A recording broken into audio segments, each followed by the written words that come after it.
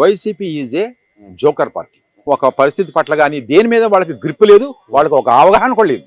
ఎందుకంటే ఎక్కడి నుంచో ఒక ఫోన్ వస్తుంది, ఆ ఫోన్ బట్టి వీళ్ళు చిలక పలుకులు పలుకుతారు మీడియా ముందు. దానివల్ల ఏం ఉపయోగం ఏంటంటే, ఇప్పుడు చిన్న ఉదాహరణ చెప్తాను నేను. గుడివాడ అమర్నాథ్ గారు ఉన్నారు, ఆయన ఐటీ శాఖ మంత్రి. ఆయన కొద్ది కూడా అవగాహన లేకుండా ఇష్టం వచ్చినట్టు మాట్లాడతారు. మావిగాని అంటాడు, ఇంకోటి అంటాడు.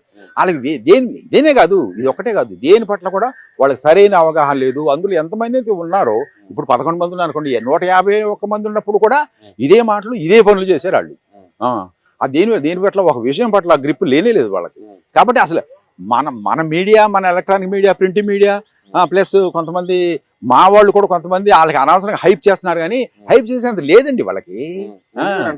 ఎందుకంటే వాళ్ళకి మినిమం నాలెడ్జ్ లేదు వాళ్ళకి.